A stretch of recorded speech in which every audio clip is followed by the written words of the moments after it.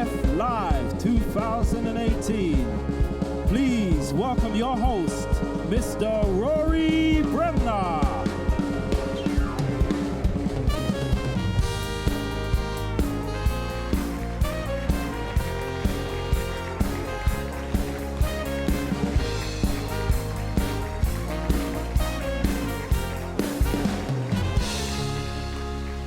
Thank you very much indeed. Big round of applause to the band, please, ladies and gentlemen. Aren't they good? So welcome to GESF Live, the most exciting event being held anywhere in a tent at the Atlantis Palm Hotel in Dubai this afternoon. I'm Rory Bremner. I'm your host for today's show, which is being live streamed around the world, coming from the heart of the Global Education and Skills Forum. Great to see so many people. We've got a lot of people in today. I don't think there's ever been so many people at a conference before. There's got to be 50 million people at this conference. They tell me there's a couple of hundred in the studio today. They're such dishonest people. There's got to be 10,000 people in the studio today. Beautiful, wonderful, beautiful people. We've got delegates from all around the world, from the U, not just the U. Oh, thank you very much. There's no charge for that. They've come from Europe, the USA, Canada, India, Japan, even from the other end of the Atlantis Palm, ladies and gentlemen. By the way, isn't it a magnificent hotel? Some of you staying there? My room is just a 10-minute taxi ride away from the lift lobby. You enjoying the conference?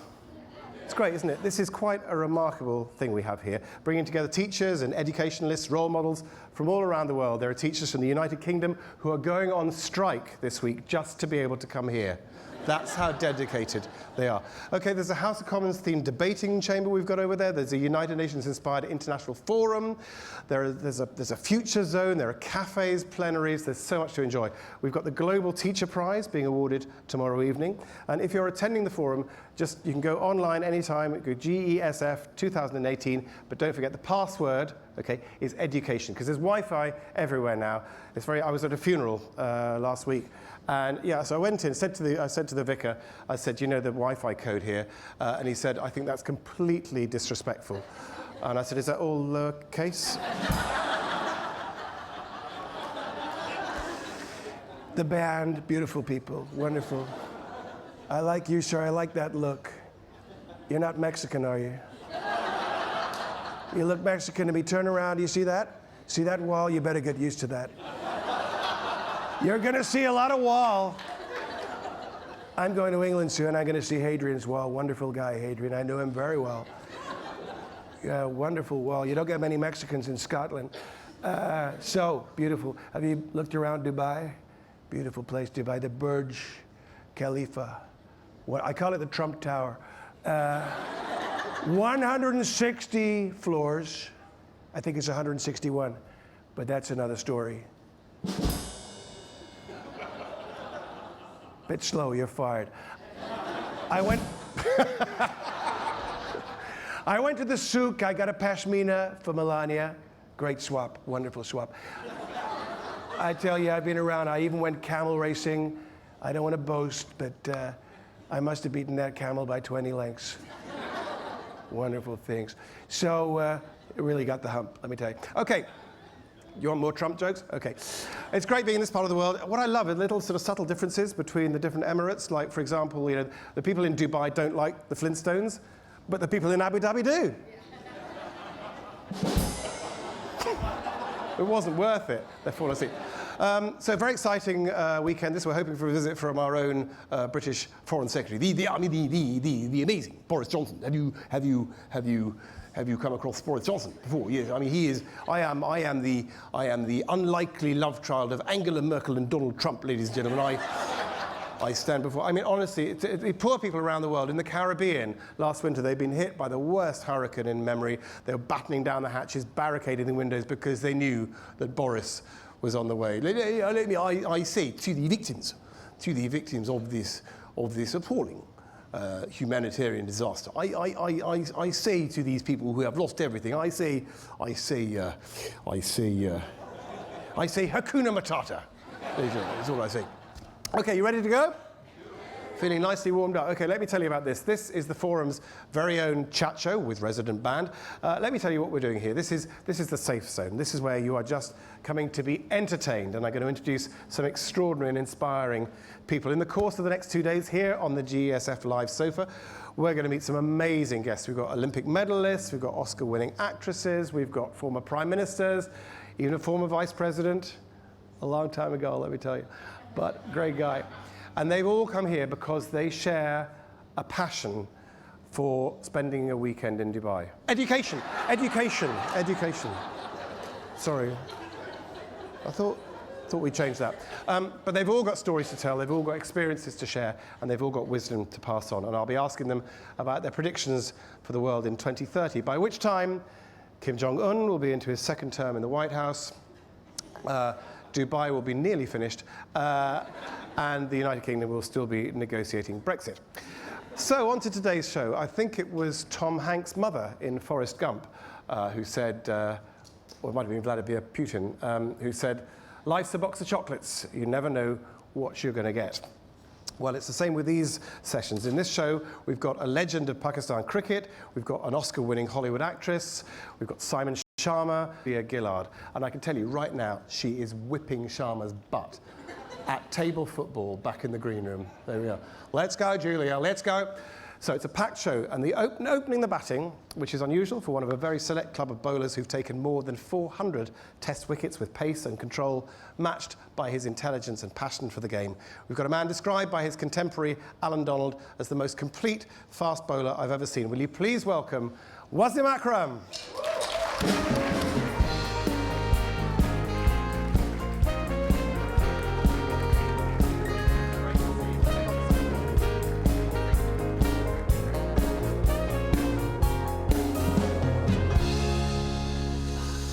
Now, by the way, I should ask, are there many cricket lovers in the audience?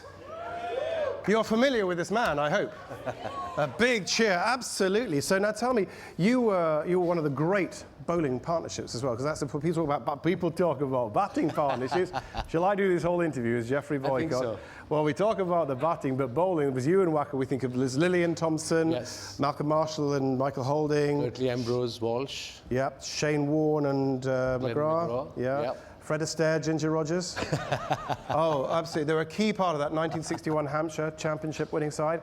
But tell me, that's a different thing, being a part of a partnership. What does that do to the psychology of cricket? I think it gives you a sense of, you compete, but in a positive way. If my partner is getting wickets at the other end and you get motivated in a positive way, and you want to get wickets from the other end, and I think in the end that what matters is the team wins, and that's what happened with Waqar Younis. But before I start, I would like to thank Waqi Foundation. Yeah. I'm honored to be part of such a huge initiative. It's a big thing they're doing here. It's a huge thing, yeah. It really is. And actually, funnily enough, there are a couple of sportsmen. We've got Mo Farah on tomorrow and Vladimir Klitschko. And what unites sport and education, of course, is the coaches and the mentors. Was there a special teacher who inspired you? I think a lot of teachers inspired me from my school and then into my cricket club, and then of course when I went on to play for Pakistan, and Lancashire also has been part of me as well. I played 10 years for Lancashire. I think I start off with my school, Rory. I wasn't a best student. My concentration was never in studies, kids when you're young, it happens. But I still remember my teachers from class 3, their names, class 4, class 5, my sports teacher. And they also, they always used to push me to play sport, and I played every sport.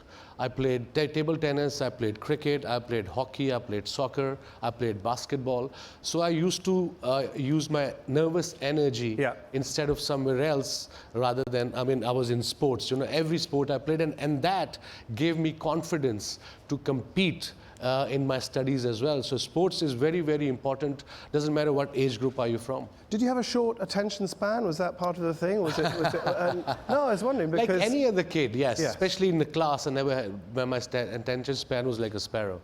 Because the class is very difficult, because you have to sit down and concentrate, and that's a very hard thing for a child, and one with a short attention span, it's even... Yeah. But team sport, I mean, that's very vital in schools, do you not think? Very vital. Sports are vital because I think especially when you're young, when you're a little kid, it apart from your physical development, it gives you mental development, and gives you also the sense of defeat.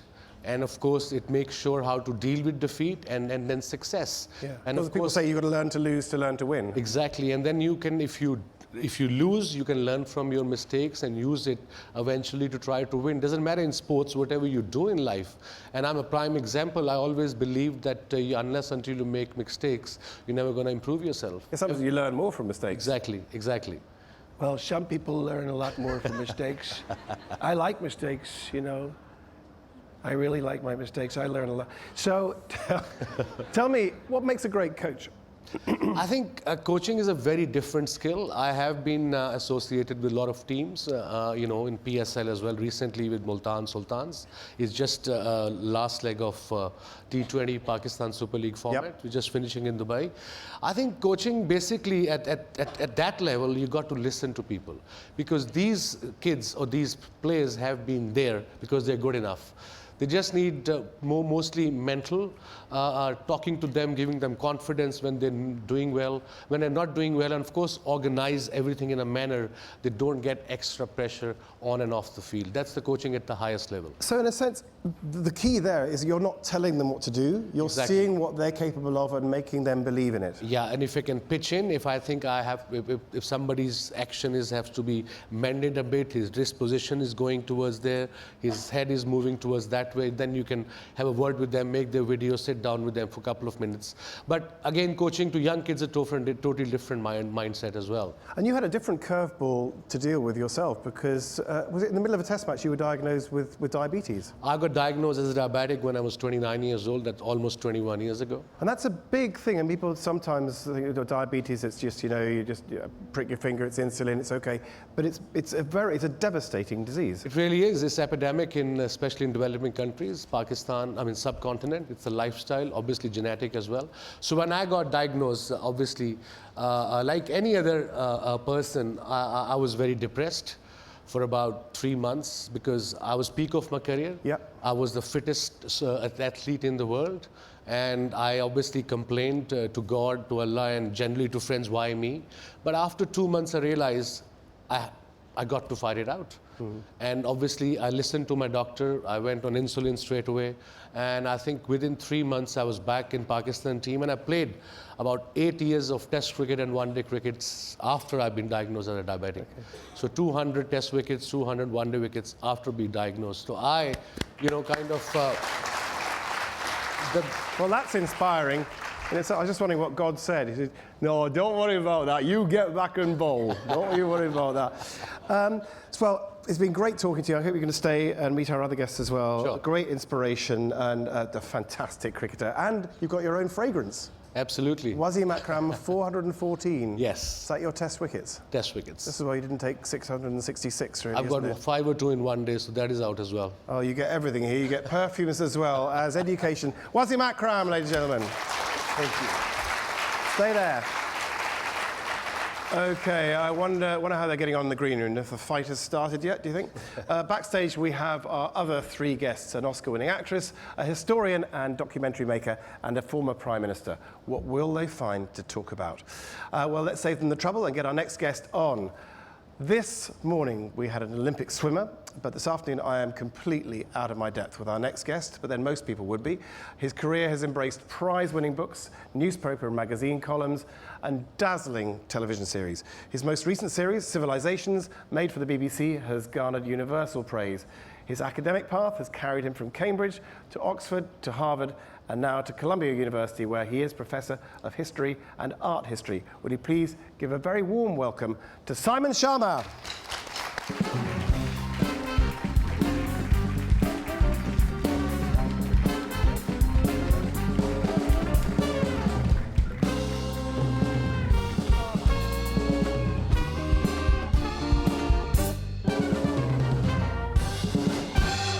That is your theme tune, isn't it? Yeah, I know, but you forgot to mention failed spin bowler. Yes. I failed when I was 12, so it really wasn't a distinguished career. Yeah. So were you off spin or leggy? I was a leggy. Yes, you see, I Love was Jim too. Laker. Oh, Jim Laker. Yeah. Now, what are you doing for the next 20 minutes? Because we're going to talk about cricket. I'm really sorry. But no, Jim Laker was the best off spinner. But, Yes. and of course, Richie Benaud was a wonderful leg spinner and a great motivator. I'll tell you, he said captaincy, the art of captaincy, it's 90% luck and 10% skill. But don't try it without the 10%, is what he said. So, who's winning the football, by the way, backstage? Is it you or Julia? She's very competitive. You know, she's absolutely a demon, really. I've surrendered several times, but she won't let me. You know, so, yeah. Okay, so this documentary series you're doing at the moment, Civilizations. Modestly titled. Modestly titled. Well, of course, I mean, the original Civilization with Kenneth Clarke. I'm old enough to remember bits of that. What was the intention behind this series? Well, the first thing was actually to do world art. The great thing about Kenneth Clarke was that he took one story, which was really the fate of classical antiquity, its learning, its art, and saw how it very nearly disappeared in difficult times in the Middle Ages, and then how it flowered again in the Renaissance. And so, By definition, that's Western, isn't it? Yeah, it's absolutely Western. So we thought, you know, it's impossible now, if you think about remaking civilizations, to assume it's only Western. And now we have extraordinary kind of toys. They really are. They're called toys in the trades, you know, Rory. But they're kind of drone cameras. And we also have wonderful macro lenses. So you can, for example, you can show tiny details of Indian miniatures, of Mughal miniatures. There's one beautiful miniature made by an Indian artist called Bishitra for the Mughal Emperor Jahangir, which features rather cheekily and unusually a portrait of the artist right at the bottom left-hand corner. And inside, he's holding up a picture of an elephant and two horses that the emperor... So you're getting tinier and tinier and tinier and tinier.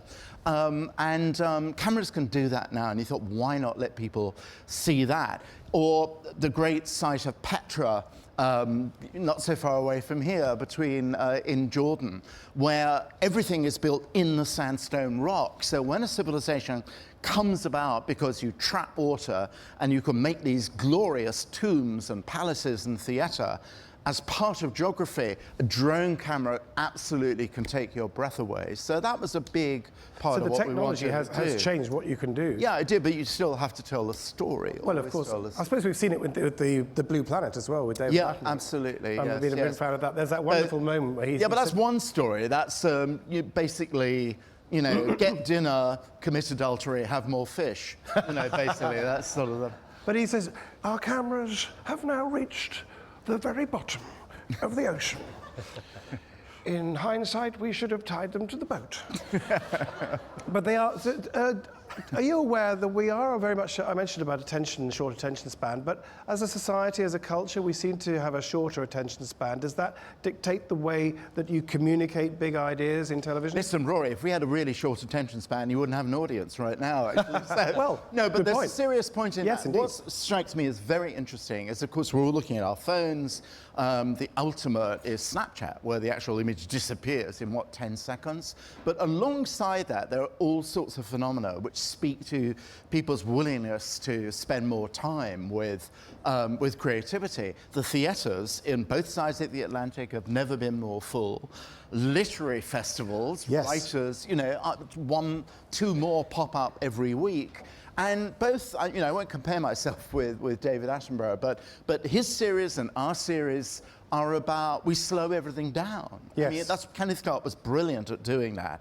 All that the camera did was actually to drink in the art and play some music. And we're not quite as luxurious with time as that, but people actually love being moored to something, to sort of slowing down. That's a very good point. Very, very good point. Do you see yourself as a teacher or a communicator? Oh, the two are the same, aren't they? I mean, I think actually, you know, you can have all the wisdom and knowledge in the world, but if you actually don't know how to actually deliver it with excitement and a sense of how to, you know, tell a good story, it's not going to work. I had good teachers, but my first great teacher was my dad, really. I was going to say, yes, because that was a remarkable childhood. He was amazing. He left school at 14, so he was very largely self-educated, but he drank in. He used to read us Dickens after tea every Sunday, doing all the parts. He and I went through the Shakespeare corpus also, you know, over a period of about 5 years when I was 12 or something like that. And he really wanted to go into theatre. His dad, who I think was the only really unpleasant Schama, said, if you do that, don't bother coming home again. So he was kind of crushed by that. He regretted it all his life. But the result was that he was obsessed with theatre, had lots of pals, and took me to see, the first Shakespeare I went to see was Richard Burton as Henry V. Wow. At the Old Vic in 1955.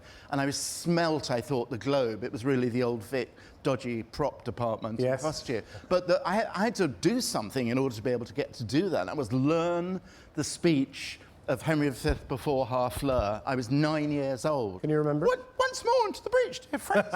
Once more, all fill the walls up with our English dead. In peace, then nothing so becomes a man as modest stillness and humility, but when the blast of warmth, etc. You know. Well done. Yeah. That's now available as a podcast, by the way. You were a product of austerity Britain, weren't you? An extraordinary time in the 1950s, post-war, which David Kynaston, as you know, wrote, and Peter Hennessy have written very, very well. Yeah. How did that shape you? Oh, tremendously. I think that had a lot to do with becoming a historian. Everything, you're too much of a baby, but everything was greige and indoors and inward and difficult, really. So that actually, again, both my parents took me around to kind of castles and, you know, Tower of London. History was colour. It was not greige. It was Walter Raleigh and you know, the Jacobite Rising, and it was full, absolutely, of romance in every sense. So what I instinctively felt in that kind of narrow, foggy world in which I grew up in the 1950s was that you could be greedy with time, that you could actually live several lives at once. You could live in the past, and that wasn't a kind of gloomy, funereal thing. That was something which lit up the imagination. Here's a big question for you. What can the past teach us about the present, and this particular present? Because we're living in an extraordinary time. As John Simpson said this week, we've just seen President Xi in China, who's now effectively got a lifelong hold on the presidency. We've heard about what Vladimir Putin is up to. Do you think Putin's going to win the next election? I don't know. It's a bit of a toss-up. You know, I like the way he runs elections. I'd like 98%. I'd love that.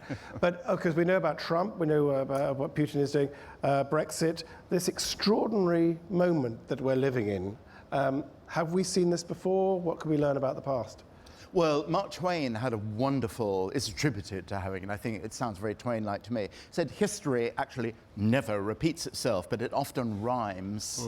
And, you know, I think if you're making comparisons, Donald Trump or Vladimir Putin with Hitler, it's silly. If you're kind of sniffing out swastikas, there are occasional swastikas appearing in torchlit rallies, but the essence of it, the preference of some charismatic strongman over the kind of slow ploddiness of democracy, that has happened in a sinister way before, between the First World War and the Second World War. And it nearly always happens with people's grievance at being somehow left out of the fruits of recovery or being particularly victimized by the penalties of a recession. So what we're dealing with now fundamentally is something that we've been talking about, you know, here in Dubai, which is a structural change from all sorts of kinds of jobs which are not going to come back, no matter what Donald Trump says to the miners of West Virginia. And people need to kind of adjust to a different sort of future. But for the moment, they don't like all the difficulties. No one likes adjusting to this. So you look for the people who are held to be responsible for, you know, your befuddlement, your confusion, your sense of how bad life has become, how uncertain, and always you scapegoat other people who are not like you, immigrants, you know, sinister conspiracies of people behind the scenes. This is fascinating. I want to come back to this later on, of course, but I'm just going to read you as we finish that bit. I found a speech yesterday. Listen to this. In a world of complex and continuing problems, in a world full of frustrations and irritations, America's leadership must be guided by the lights of learning and reason. or else those who confuse rhetoric with reality and the plausible with the possible will gain the ascendancy with their seemingly swift and simple solutions to every problem. Now, that was the speech that Kennedy was going to give in Dallas. Oh my goodness. In Wow. 1963, isn't that Wow, extraordinary? that's We're going to come back visionary, to that really. later on. Yeah. There's more to talk about. Ladies and gentlemen, thank you. Simon Schama.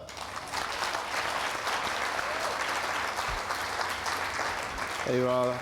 You're right. History rhymes. If you want a proper Schama, you really can't beat Simon Schama. Okay, my next guest became the first female Prime Minister of Australia in 2010. Since she relinquished that role in 2013, she's applied her considerable talents to innumerable other interests in the fields of education and politics.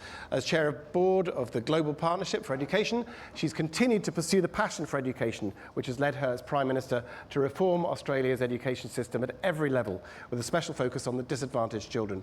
She also established Australia's first national curriculum and delivered new standards to improve the quality of childcare and early childhood education. Would you please welcome Julia Gillard.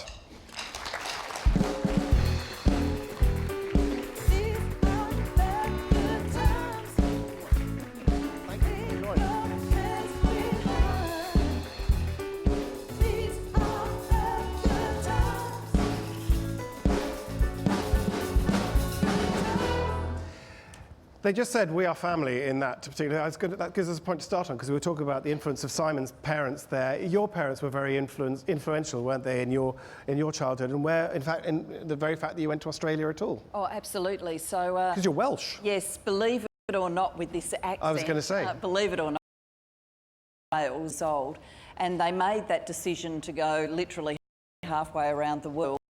Email and text messaging and all the rest of it, partly because of my health. I was not well when I was a child and they thought a warmer climate would be good for me, but partly because they thought that it would offer our family a better opportunity, and so it did. Absolutely. And where was the moment that changed your life? Because I read that at school you were quiet, you were sort of slightly shy, and then was it the debating society, the debating group? Was that too easy? I did participate in high school debating along with my friends, twin girls that I went to school with, Lynn and Kathy Polofsky. I'm not They're sure. here tonight? No, I'm not sure. No, they're not. I'm not sure we changed the world with our debating style. But really the moment for me was when I got to university. So coming from my family background, Dad had left school at 14 and lived it away from school early to, but they got involved in a student camp. Yeah. Yes, they did.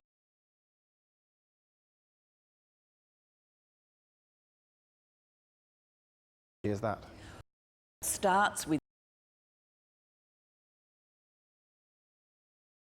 medical care, and it's only recently that the global community has actually said, you know what, education really matters here too. And it matters initially often to help children overcome trauma. It's the psychosocial support which comes with being with a group of other children and doing, activities. But then, given we know refugees in the modern world don't simply get displaced for a period of months and go back. I mean, people are away forever or, at best instance, for decades. If you're not educating those children, then they're going to miss out on their chance for education entirely. Because I think something astonishing, like something like the fifth of the world's population is on the move at the moment. It is an astonishing extraordinary time. numbers. I mean, the highest numbers since the end of the Second World War.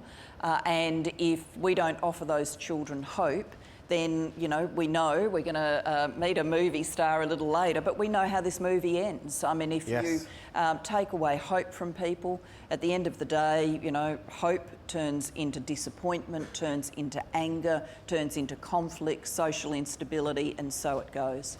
Because so education provides hope, but also empowerment, particularly in the case of women. It certainly does, and the world now is talking more about female empowerment than we ever have, and I'm so glad to see the sort of outburst of energy around things like the Me Too and Time's Up campaign. I think it's terrific. But empowering a woman starts with educating a girl, and if we aren't educating every girl on the planet, then there's no way we can fulfil this vision for women's empowerment. That's a lovely line. Can I write that down? Empowering a woman starts with educating a girl. I love that. Very good. When you spoke to the Congress, the United States Congress in 2011, you said, "I know reform is never easy, but I know reform is right." Where do you think the greatest need is for reform in global education? Well, I think it's a few things. There's a considerable resource constraint still. You know, education has lagged behind other investments in development, particularly in health. And so now there's a lot of momentum. The Global Partnership for Education, which I chair, had a very successful financing conference in February. There's a lot of momentum, but we still need to grow the resources that are going into education. Then we've got the challenge of not just lifting access, you know, more and more kids in school, but increasing quality and making sure the quality is right so people can get a future in this changed age. And, you know, nations around the world, developed and developing, are all struggling with what is it that we should be teaching children today, given the world they're going to live in of such unbelievably rapid change. It's a big challenge, isn't it? I mean, change is happening massively. I was going to ask, you knitted a kangaroo for Prince George. Is that correct? I did. Do you knit anything else apart from marsupials for members of the... well, maybe not for members of the royal family, but I rediscovered knitting. I used to knit as a child. My mother was an amazing knitter. I used to knit as a child, and then, you know, in later life I rediscovered it. And particularly I rediscovered it as Prime Minister, and it's going to sound ridiculous, but you know, you live your life at 1,000,000 miles an hour, but then you've got to get yourself ready to go to sleep, and you've got to sleep well because you've got to do it all the next day. And so what do you do for that transition that helps you wind down? And I found that knitting did that for me. Knitting's the answer. Yeah, because... I haven't got any knitting needles here, but I actually managed to knit something a little bit early on, which I'm going to give to you. This is a special little owl as a gift from me to you. Thank you. It hasn't got a name yet. Maybe we can name it later on. Stay around. That would actually... a complex... We'll talk about it later on, or maybe not. Thank you very much indeed, Julia Gillard. Thank you.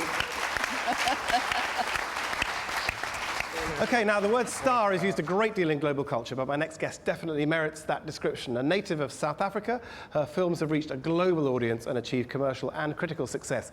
She's both actor and producer. In 2003, she won a Best Actress Oscar for her astonishing portrayal of Eileen Wuornos in the film Monster. In 2007, she established the Charlize Theron Africa Outreach Project, a charitable foundation which works to rid her home country of the scourge of HIV. Will you please welcome the wonderful Charlize Theron? You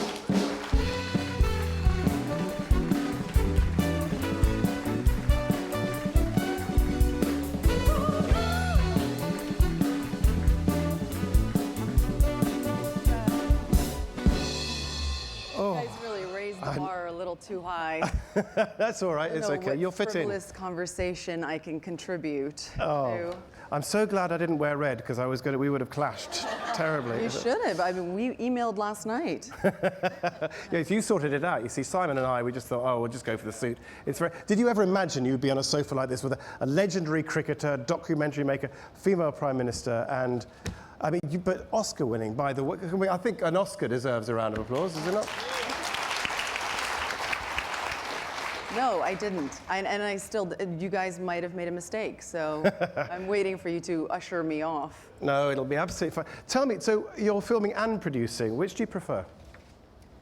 I don't think I prefer one over the other, and in many ways they kind of, they're so integrated, they're kind of the same thing. I think ultimately when you make a film, I find it very hard when actors have only one passion. I think there's so many levels to it that I find very interesting. And I also, you know, I came from a time where there wasn't a lot of development for women, and I was going to go and create it for myself.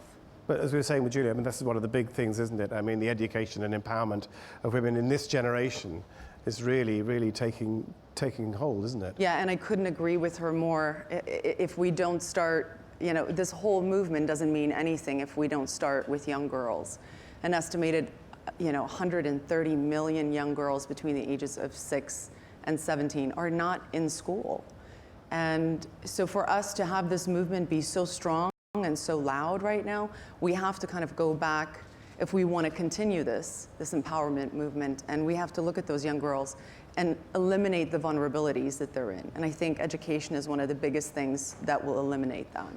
I think one of the main things that's incredible about you and the journey that you've gone on is your own childhood, which is very different from the childhoods we spoke about there, because yours was really defined by one moment of extreme trauma. If you tell us what happened. Actually, yeah, I don't think defined. I'm definitely not defined by that moment. And I think I made a very conscious effort and choice to not have it define me. I think life is complicated, and I don't believe that any of us have a charmed life. And I think it's really what you kind of choose to do after any kind of tragedy in your life. I mean, I grew up in a country that there was a lot of turmoil. I grew up during the apartheid era. I grew up during the beginning of the AIDS epidemic. I saw a lot of violence. I saw a lot of death. I saw a lot of fear. My father died through a shooting accident. And it's just, I think all of that stuff is what you kind of take and grow from. And I think in many ways, my life has set me up where I am today for the work that I want to do. As we're talking about education and childhood, you've adopted 2 children, is that correct? Would it be fair to say that being a mother is one of the hardest and most fulfilling roles that you've taken on? Oh, yeah. Oh, yeah. What's it taught you? What have you learned about yourself? It's taught me patience, for sure. I don't think I had... A lot of that. Yeah, it definitely taught me patience. And I think when you work with kids, too, and now that I have kids, the ability to just listen. Yeah. And I think that's, if you get that sooner than later, you're kind of on the right path. Because it's very easy if you lead a busy life, and you must lead a very busy life, to try and make the children fit into that, and that's when you're not really listening, isn't it? I mean, yeah, you're trying to just look, I'm doing this, I'll get round to you later on, and what they're saying to you at that moment might be very, very important. You have to always listen. And yes, you're right, it tends to happen in moments where, you know, it's not quite always the right moment, but you have to make that the priority. Yeah, I mean, they're just so funny. They're so entertaining. They're like, you know, really annoying sometimes. Mine are. Too. Mine get words wrong all the time. So, you know that she said to her mother the other day, she said, "Mummy, you're swearing like a midwife." You know that great expression. So, and we came back from holiday. She said, "God, you're very brown. I'm as white as a sheep." You get these words quite wrong. Now, very. Do swear, of course. Indeed, they absolutely, and a lot. I want to hear very importantly about your Africa Outreach project. Tell us what's involved with that.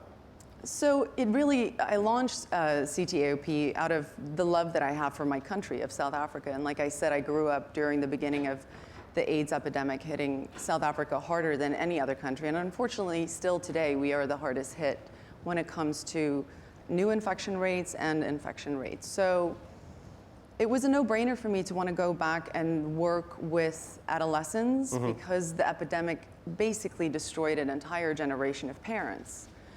And it was very evident that you saw a lot of kids not getting correct information about HIV from their house, from their home, or in the school environment.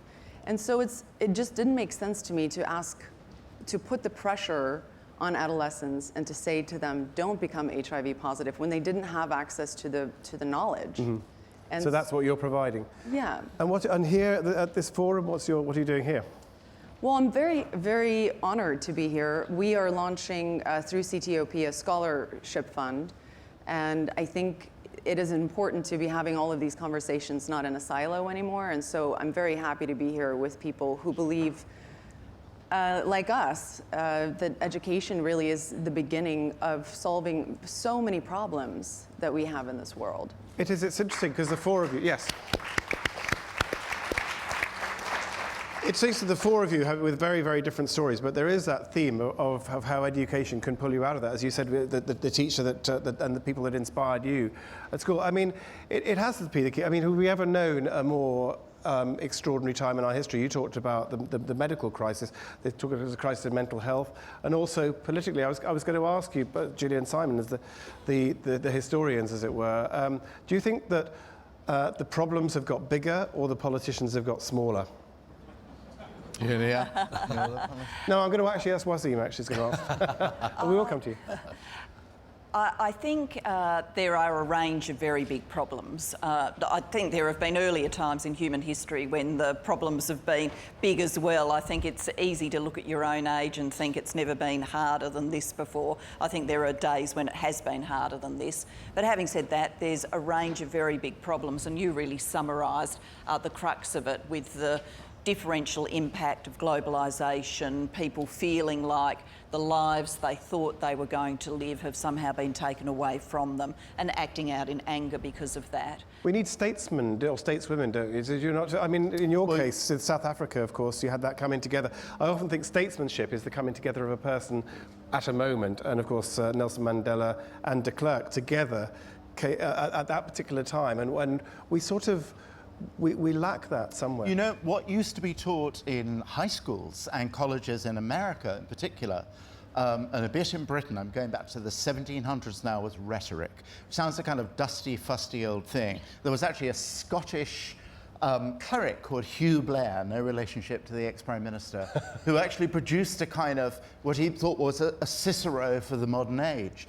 And he thought really it was the most important thing, actually, and it would create a kind of wiring between leaders and the led if those who aspired to leadership understood actually how to bond together a community with words. That's what, it's still, the Gettysburg Address is still an extraordinary thing. It's what, 200 words or something? For a tiny, but it has the whole weight of persuasion in ordinary language to it. What we've lost because of, you know, party shuffling, I don't know if Julia agrees with that, but what we've lost in this kind of zero-sum game of party shouting at each other is this sort of sense of the heroic defense of democracy, something which you know, you quoted Jack Kennedy earlier. God knows he wasn't perfect, as we know, but he did have this gift, and we forget that actually Lyndon Johnson had it too. You know, good speechwriters.